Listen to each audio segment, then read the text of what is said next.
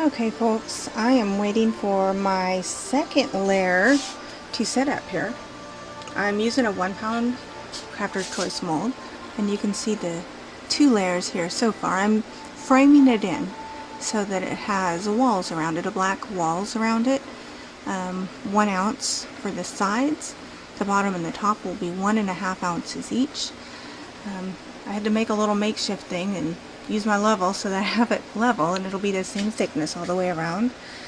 I did add a little bit of kale and clay to my oils. That will just help with helping it set up a little quicker, plus enhance the whiteness. I did use a blend that should stay white. It is 95% pure coconut oil, then 3% castor, and 2% shea butter. So it should help it set up, stay white, and I did make it a 22% super fat. So the fragrance I wanted to use, this is a new fragrance to me. I don't know if you can see it here, but it's I got it from Bulk Apothecary, and it is based on a Coco Chanel fragrance. I've been wanting to try it for a while. It is also said from all the reviews that it is supposed to set up really quickly as well. So that will actually help my efforts here. Also, it does have a small amount of vanilla in it, so I don't really want it to offset my white pink color theme that I was going to be using. This is one of the themes I was thinking of using, and I am going by.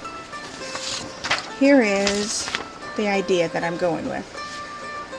This will be the top, and although my mold is oblong, you can see that I've drawn the shapes on there. My idea being, since this is the top, I'll do this layer first after I have all the walls made. Then I'll just tilt it until it's upright, and my last layer will be the top layer. So that's my plan. And in between each layer I will do a mica line. I have custom blended a color. I couldn't decide between if I wanted to do gold, which I love, Brambleberry's Gold Sparkle Mica. It's fabulous and I really like it. But in a lot of Coco Chanel's ads, like you can see this one here, she really liked white and black together. And it was in one of the Coco Chanel ads, she added gold and pink. And that theme is in some of her other things as well. So I chose to blend the gold with a little bit of King's Black Knight mica powder. So I made this custom blend, and I don't know, hopefully you can see a little bit.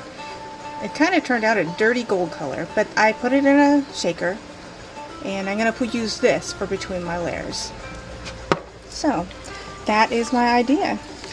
I have my scale here so I can weigh things out as I go, and I have my lye solution here. I'm choosing to use these pitchers with the funnel on it. That helps me have a little more control in how I pour, and the pipette makes it easy to remove or add the last little bit to fine tune it. I'm measuring each cup as I go, the lye separately, as I do it, and the oils as well. So I'm having fun. Just thought I'd let you know while I'm waiting. I think it's getting close. I'm going to wait a little bit because I definitely don't want it to slide, because my last side will be this side. So this will be on top and this will be on the side, and I want everything to stay in place. Alright, I'll show you more when I have it. Bye. Okay, so I'm back. You can see I've done, that was my first side, the left side, and the bottom. And this side, I had a little bit of a mess. It leaked out a little, so you can see it is not very thick. So, compared to this side and the bottom, this will look not in sync with the rest. So, I cleaned it up, put alcohol on the edge so it'll be good and clean to retape it. And I'm going to re-pour just a little bit of black so it will thicken that wall. Alright, I'll be back. Okay, so I have this one poured, and it is getting close to being able to use. You can see that it's set up, and as you see, there's a little bit of leakage here, and that's what happened the first time.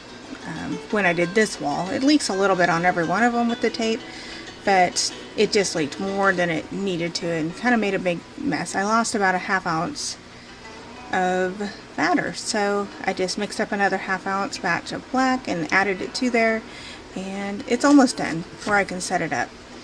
So the way I figured mine, as you can see here in this diagram, I just divided my parts up. I had my side walls, I estimated 1 ounce each for the black, and the bottom being a little wider, 1½ ounce, and the top as well. And then I just figured for each of the fan shaped of the colors, you know, smaller amounts on the edges and more towards the center. And to help me figure things out, to add up my oils and my lyes, I finally decided, I did all this different figuring, trying to decide the best way to do it and how much amounts I would use. But I finally decided, for me, the most simple way, since all of my measurements were in at least ½ ounce portions, I could either multiply it or take it away. So I just figured for my oils and my lye per ounce what that amount would be for grams. And I just used the little, you can go online and you can do the converter chart for ounce to grams, and that's what I did.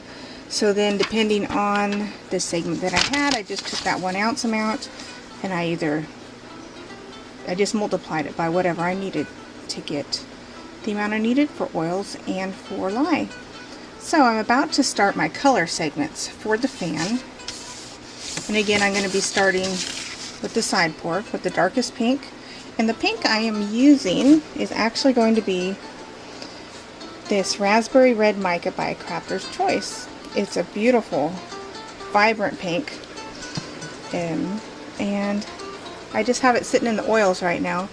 I'm not going to add my lye until I'm ready to pour it. So it's really, really a pretty shimmery pink. Of course, in the cold process it won't look as shimmery, but it's still a beautiful color. So I'm looking forward to seeing it.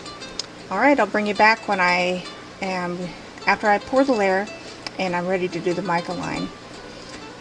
If you're wondering why I'm not actually recording everything as I do it, it's because I have lost my little fixture that goes onto my camera to put it onto my tripod. So this is the best I can do. So I have done 2 layers of the pink now, and this one I have discovered it definitely is much more difficult to get a mica line on an angle inside a mold than just over a flat surface.